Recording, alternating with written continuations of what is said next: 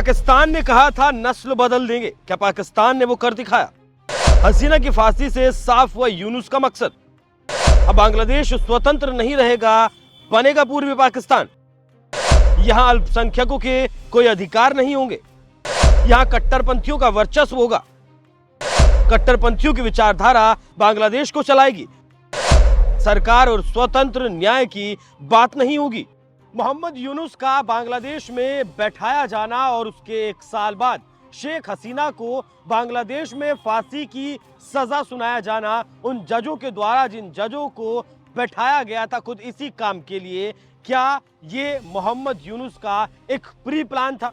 पूरा मकसद, पूरा खाका तैयार करने के बाद ही मोहम्मद यूनुस बांग्लादेश की सत्ता पर बैठे थे? क्या इसी मकसद के चलते पाकिस्तान और आईएसआई के साथ मोहम्मद यूनुस ने हाथ मिलाया? क्या इसी मकसद के चलते हथियारों का बड़ा जखीरा पाकिस्तान से बांग्लादेश में आया? क्या इसी मकसद के चलते जमात इस्लामी जैसे संगठन जिनके फन को कुचल दिया गया था शेख हसीना के द्वारा, उन्हें 1 साल में ही फिर से खड़ा कर दिया गया? क्या यही मकसद था कि मोहम्मद यूनुस बांग्लादेश में एक इस्लामिक फोर्स का गठन कर रहे हैं? ये सारे सवाल बांग्लादेश की जनता जानना चाहती थी और ये सारे सवालों के जवाब उस वक्त साफ हो गए जिस वक्त शेख हसीना को बांग्लादेश में फांसी की सजा सुनाई गई। जी हां, आज हम बात करेंगे कि क्या मोहम्मद यूनुस एक बार फिर से बांग्लादेश को पूर्वी पाकिस्तान बनाने की तरफ बढ़ चले हैं और उन्होंने ये फैसला ले लिया है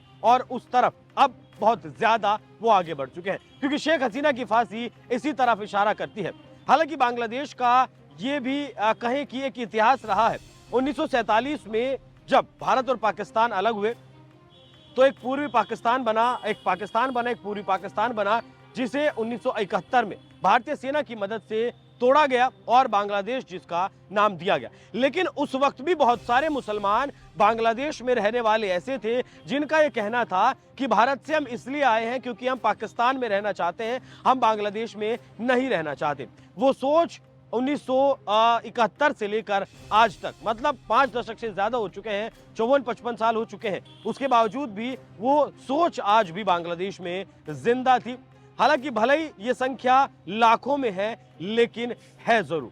उसके बाद पिछले साल जुलाई अगस्त में जिस तरीके से शेख हसीना के खिलाफ प्रदर्शन हुआ, हालांकि इस बात से भी इनकार नहीं किया जा सकता कि शेख हसीना ने अपने खिलाफ एक ऐसे वर्ग को तैयार कर लिया था, एक एंटी इनकम्बेंसी शेख हसीना के खिलाफ बांग्लादेश में हो गई थी, जिसे कि सिर्फ एक चिंगारी की जरूरत थी और वो चिंगारी दी अमेरिका ने। जब अमेरिका को सेंट मार्टिन आइलैंड देने से इनकार शेख हसीना ने कर दिया, मोहम्मद यूनुस ने उस भीड़ का नेतृत्व किया और उस भीड़ ने शेख हसीना को बांग्लादेश छोड़कर भागने पर मजबूर किया। मदद उस वक्त भारत ने की और अब भारत के ही खिलाफ लगातार मोहम्मद यूनुस काम कर रहे हैं। तो इस विषय पर आज विस्तार से चर्चा करेंगे कि क्या अब पूरी तरीके से पाकिस्तान बनने की तरफ बांग्लादेश बढ़ चुका है। शेख हसीना की फांसी के बाद यूनुस ने बांग्लादेश की पहचान उसकी 1971 के मुक्ति संग्राम से उपजी विचारधारा की और धर्मनिरपेक्षता के ढांचे को तहस-नहस कर दिया। अगस्त 2024 में जब प्रदर्शन शुरू हुआ था, उस वक्त बांग्लादेश के निर्माण के लिए सालों तक संघर्ष करने वाले और बाद में अपनी जान देने वाले शेख मुजीबुर रहमान की मूर्तियों को ढहा दिया गया, अल्पसंख्यकों को चुन चुन कर निशाना बनाया गया और मुजीबुर रहमान का जो पारिवारिक घर था उसे भी परसों रात एक 4 बुलडोजर ले जाकर पूरी तरीके से ध्वस्त कर दिया गया, तहस-नहस कर दिया गया। लेकिन अब शेख हसीना को फांसी की सजा देकर यूनुस ने साबित कर दिया कि उसका मकसद दरअसल एक स्वतंत्र बांग्लादेश नहीं बल्कि फिर से पूर्वी पाकिस्तान बनाना है, जहां अल्पसंख्यकों के पास कोई अधिकार नहीं होंगे, जहां कट्टरपंथियों का वर्चस्व होगा, इस्लामवादी विचारधाराएं समाज का रुख तय करेंगी, सरकार के फैसलों पर दखल देंगी और जहां स्वतंत्र न्याय जैसे शब्दों के लिए कोई जगह नहीं होगी। ये बात आखिर उपजी कहां से, वो भी आपको जान लेना जरूरी है। बांग्लादेश में एक लेखक है, उन्होंने ये कहा है, शेख हसीना के खिलाफ आंदोलन कभी भी सिर्फ राजनीतिक विरोध नहीं था, बल्कि इसका उद्देश्य ये तय करना था कि बांग्लादेश को किस विचारधारा से चलाया जाएगा। आज बांग्लादेश में 1947 की शक्तियां फिर उभर रही हैं, वही ताकतें जिन्हें 1971 की आज़ादी के दौरान हराया गया था। इन समूहों के उभार का अर्थ है कि बांग्लादेश की मूल आत्मा, जो धार्मिक राष्ट्रवाद के खिलाफ एक पहचान के रूप में जन्मी थी, उसे कुचलना शुरू कर दिया गया। अब इसे थोड़ा सिलसिलेवार तरीके से समझते हैं। जैसे ही मोहम्मद यूनुस बांग्लादेश की सत्ता संभालते हैं, बिठाया गया बाइडेन के द्वारा था, लेकिन उसके बाद अमेरिका में बाइडेन हार जाते हैं, ट्रंप सरकार में आ जाते हैं, तो अमेरिका से बहुत ज्यादा मदद बांग्लादेश को मिलेगी, इस बात का अंदाजा मोहम्मद यूनुस को लग गया था कि नहीं मिलेगी। क्योंकि ट्रंप ने एक मुलाकात के दौरान एक सवाल का जवाब देते हुए कहा था कि प्रधानमंत्री नरेंद्र मोदी बांग्लादेश को देख लेंगे। इस बात से ये तो साफ हो गया था कि अमेरिका का साथ मोहम्मद यूनुस को नहीं मिलेगा। इसीलिए मोहम्मद यूनुस ने अपने आप को बचाने के लिए पाकिस्तान को चुना। वो जाकर पाकिस्तान की गोद में बैठ गया। यहां तक की भी खबरें हैं कि जो राष्ट्रपति मौजूदा वक्त में बांग्लादेश में है, उनके पास एक प्रस्ताव पहुंचाया है मोहम्मद यूनुस ने कि आप अपना पद जल्द से जल्द छोड़ दीजिए और मुझे बांग्लादेश का राष्ट्रपति बना दीजिए। यहां थोड़ी सी सीख ईरान से मोहम्मद यूनुस ने ली है। जिस तरीके से ईरान में रिवोल्यूशनरी गार्ड्स एक फोर्स बनाई गई है जो सरकार की वफादार है, जो खामेनी की वफादार है, उसे बॉर्डर से मतलब नहीं होता है, उसे सिर्फ इतना काम दिया जाता है कि सरकार के खिलाफ जो भी आवाज उठती है वो फोर्स उसे दबा देती है। मोहम्मद यूनुस ने भी वैसे ही किया। मोहम्मद यूनुस ने 5 यूनिटें तैयार की हैं। ये 5 यूनिट ISI से ट्रेनिंग ले रही हैं किस तरीके से सरकार का वफादार इन्हें रहना है। यहाँ जो फैसला सुनाया गया शेख हसीना को, उसमें शेख हसीना को मुख्य आरोपी बनाया गया। उस वक्त के जो गृह मंत्री थे उन्हें आरोपी बनाया गया, और जो कमिश्नर ऑफ पुलिस थे उन्हें भी आरोपी बनाया गया था। लेकिन कमिश्नर ऑफ जो पुलिस थे वो सरकारी गवाह बन जाते हैं और उन्हें महज 5 साल की सजा देकर रियायत दे दी जाती है।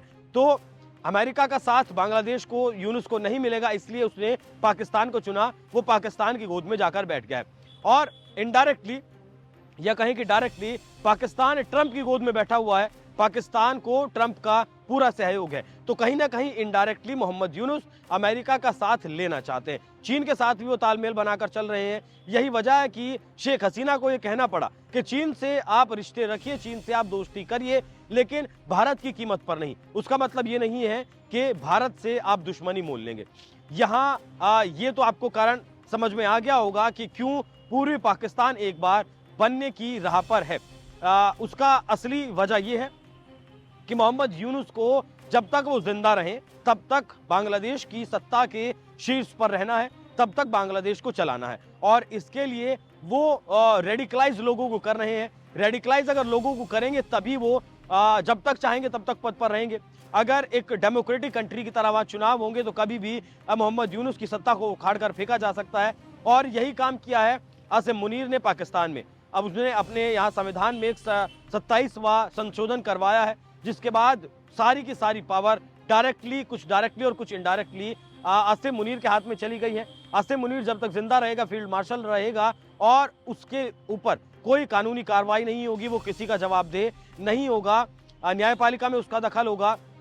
उसने राज्यों का टैक्स घटा दिया है, वो सारा सेना की तरफ उसने ट्रांसफर कर दिया है कि तो जो काम आसिम मुनीर पाकिस्तान में कर रहा है वही काम मोहम्मद यूनुस बांग्लादेश में कर रहे हैं।